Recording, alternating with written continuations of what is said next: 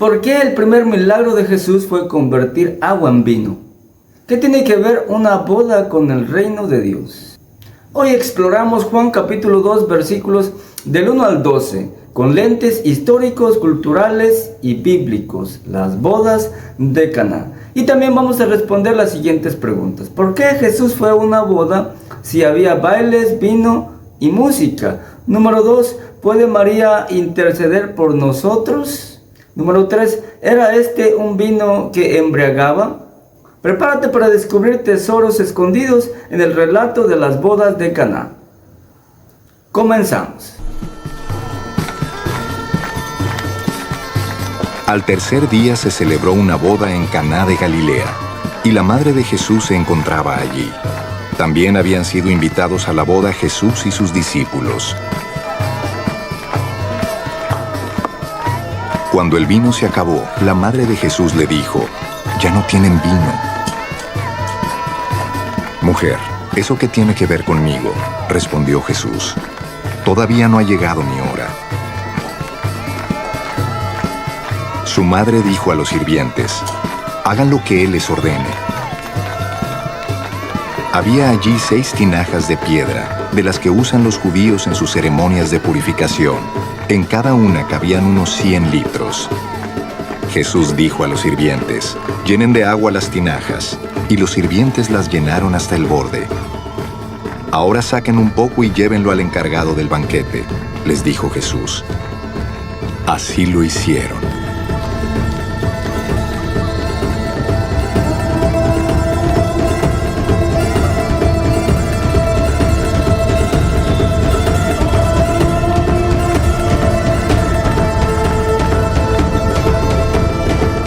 El encargado del banquete probó el agua convertida en vino, sin saber de dónde había salido, aunque sí lo sabían los sirvientes que habían sacado el agua. Entonces llamó aparte al novio y le dijo: «Todos sirven primero el mejor vino, y cuando los invitados ya han bebido mucho, entonces sirven el más barato, pero tú has guardado el mejor vino hasta ahora». Esta, la primera de sus señales, la hizo Jesús en Caná de Galilea. Así reveló su gloria, y sus discípulos creyeron en él. Vamos a entrar un poquito al contexto histórico y cultural de la época. Imagina una boda judía del primer siglo. No era una fiesta de una sola tarde, de un solo día, sino que era una celebración que duraba 7 días. Y había música, bailes y vino, por supuesto. Ahora imagínate quedarte sin vino a mitad de la fiesta, quizás en el día 3 o 4. Sería muy incómodo y vergonzoso para la familia anfitriona. El honor de la familia estaría en juego en esta situación. Un dato curioso e histórico es que el vino simbolizaba la alegría y la bendición de Dios. Así que quedarse sin vino era como quedarse sin gozo. En esta ocasión Jesús, su madre María y sus discípulos están en esta boda y justo ahí ocurre algo inesperado. En el versículo 3 del capítulo 2, citado, María se acerca a Jesús y le dice: «No tienen vino». Y Jesús responde con una frase un tanto extraña. Le dice: «¿Qué tienes conmigo, mujer? Aún no ha venido mi hora», en el versículo 4. Y en la Biblia Nueva Versión Internacional dice algo un poquito diferente. Dice: «Mujer, ¿eso qué tiene que ver conmigo?». Sin embargo, que Jesús haya llamado mujer a su madre nos suena un tanto extraño, pero en el contexto cultural judío no suena grosero. Mujer era una forma respetuosa, era como decir señora. Pero la frase más interesante en este versículo es: «Aún no ha venido mi hora», dicha por Jesús. Este término, «aún no ha venido mi hora», no significa simplemente un tiempo cronológico, como una semana, un día, un mes, etcétera, sino que Jesús habla del momento decisivo establecido por Dios. En el Evangelio de Juan, cuando se habla de la hora de Jesús, siempre se alude o se apunta a su muerte y a su resurrección y a su glorificación. como en Juan capítulo 7, Juan capítulo 8, el 12, el 13 y el 17. Por eso cuando Jesús dice, no ha llegado mi hora, Él está hablando del momento culminante de su misión, de la obra redentora. En otras palabras, Jesús está diciendo, no actuaré bajo la presión humana, sino conforme al plan divino. Sin embargo, Jesús no rechaza a María, sino que pone en claro que sus señales no son o no están sujetas a los caprichos, sino que son parte del plan de Dios. Y aún así, diciendo estas palabras, Jesús sí obra el milagro, pero con una señal que apunta a lo que vendría en un futuro. El milagro del vino nuevo anticipa la obra mayor de la cruz, donde derramaría su sangre para traer la verdadera fiesta al reino de Dios. Fíjense que en Mateo capítulo 26, en el versículo 29, Jesús dice del vino, esto es mi sangre del nuevo pacto. Eso significa entonces que más tarde el vino se convirtió en un elemento que nos recordaría o nos recuerda la sangre redentora de nuestro Señor Jesucristo. Teológicamente entonces, esto no es solo un milagro impresionante, es una declaración. Jesús está trayendo un nuevo pacto, donde el viejo sistema, el viejo pacto de purificación está siendo transformado. El reino de Dios ha llegado con gozo y abundancia. Dado que el vino en la Biblia representa gozo, como en Salmo 104, y bendición mesiánica, como en Isaías capítulo 26. ¿Qué lecciones podemos tomar hoy en día nosotros de este acontecimiento? ¿Qué significa esto para nosotros hoy? Aquí voy a presentar 4 lecciones. Número 1, Jesús transforma lo común en algo extraordinario. Agua común la convierte en un excelente vino. Es decir, que Él puede hacer lo mismo con tu vida. Número 2, debemos obedecer aunque no entendemos. María le dijo a los servidores, hagan todo lo que Él diga. A veces la obediencia precede al milagro. Número 3, el gozo verdadero viene solamente de Jesús. Las fiestas humanas se acaban, pero el gozo del reino de Dios es interminable. Número 4, Jesús es el verdadero esposo. Y esto es muy interesante. Así como Dios fue esposo para el pueblo de Israel, Jesús inicia su ministerio en una boda, mostrando que Él es el esposo en el nuevo pueblo de Dios y en el nuevo pacto. Pablo enseña más tarde que Jesús es el esposo de la iglesia.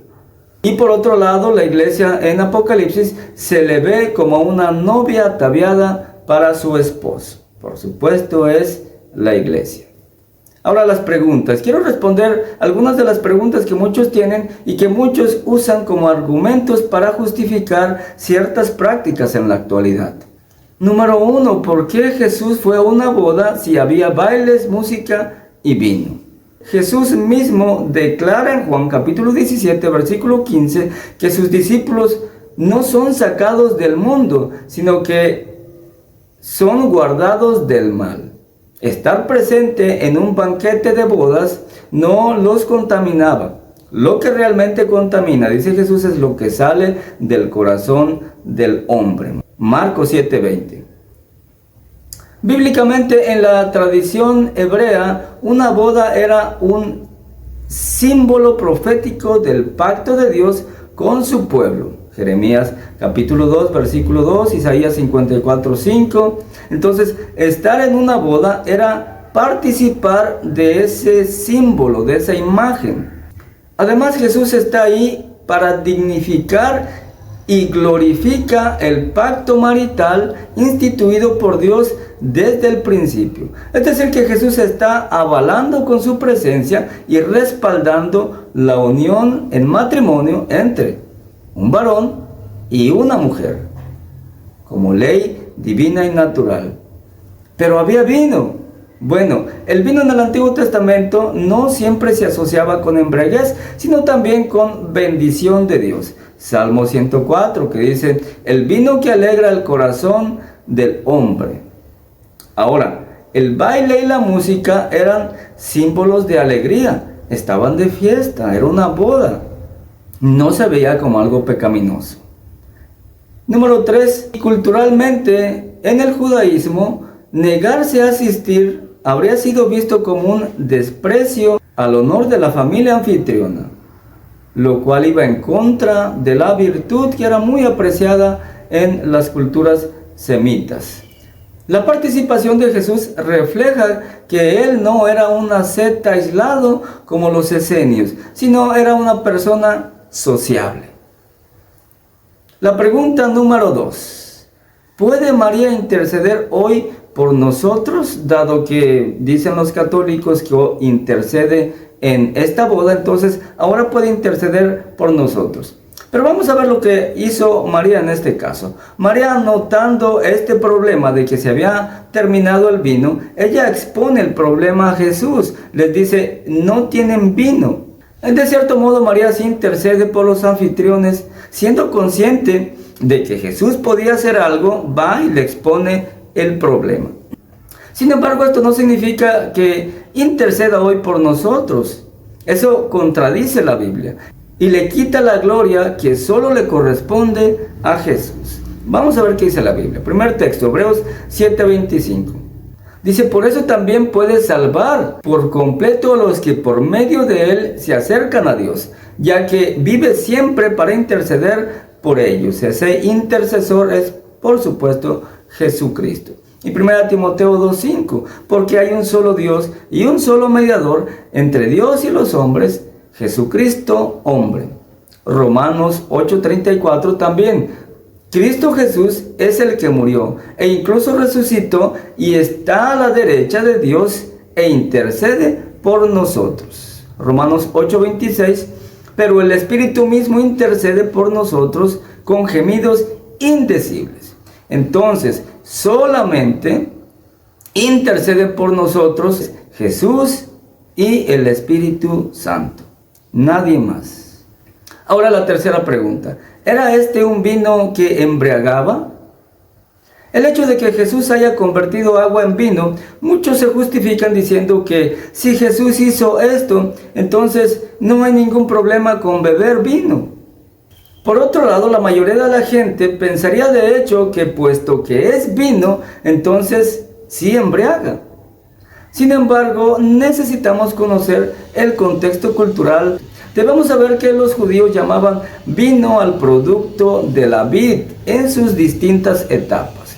En primer lugar, le llamaban vino al racimo que estaba en la planta, Deuteronomio 7:13. Bendeciré tu pan y tu vino, y se refiere al racimo de uvas. También llamaban vino al jugo recién exprimido, como en Isaías 65:8, como cuando queda mosto en un racimo y dicen, no lo desperdicies, que bendición hay en él. Jugo recién exprimido. Y número 3, le llamaban vino también al jugo fermentado de días, de semanas, quizá de meses, incluso de años. Es decir, entonces, que no siempre oinos, que es la palabra que se traduce como vino, era un vino que embriagaba. Mis argumentos para creer que este no era un vino que embriagaba son los siguientes. Número 1, Jesús no iba a proveer algo que promoviera el desenfreno e incluso el pecado. La Biblia condena la embriaguez, Efesios 5:18, Proverbios 23 también. Entonces sería contradictorio que el primer milagro de Jesús fomentara el exceso al vino. Mi argumento número 2, el vino de Jesús simbolizaba plenitud y pureza. Así como el agua de purificación era limpia, el vino nuevo representa alegría santa del reino. Ya decíamos que el vino se convertiría más tarde en el elemento que recordamos, la sangre derramada de nuestro Señor Jesucristo. Entonces es coherente pensar que el vino que proveyó Jesús era un jugo fresco, como un vino recién exprimido, superior en calidad, muy bueno, muy excelente, pero no embriagaba. Preguntas para reflexionar. Quiero proponer algunas preguntas de reflexión y al final me gustaría que me dejaras tus respuestas en la caja de los comentarios. La pregunta número 1. ¿Estás dejando que Jesús transforme tu agua en vino? Es decir, que transforme tu tristeza en gozo, el gozo que solo puede dar vivir en Cristo. Pregunta número 2. ¿Hay áreas donde necesitas obedecer aunque no entiendas? Seguramente que sí. Número 3. ¿Dónde estás buscando tu gozo últimamente? ¿Lo estás buscando en las fiestas carnales? Pues ahí no lo vas a encontrar. Búscalo en las fiestas espirituales. De hecho, recordar el sacrificio de nuestro Señor a través del jugo, el jugo de uva y el pan sin levadura, es el banquete y fiesta espiritual más grande en el que anticipamos el gran banquete de bodas que tendremos en el cielo. El milagro en Caná no solo resolvió un problema, anunció algo mucho más grande. Jesús trae vida nueva y verdadera y gozo en tu vida. Si este video te ayudó, si este video te ha gustado, dale me gusta, suscríbete a mi página y a mi canal y comparte este video con quien necesita un milagro en su vida. Y recuerda que en Jesús se encuentra el gozo que nunca termina. Nos vemos en el próximo video, la purificación del templo. Que Dios te bendiga. Hasta pronto.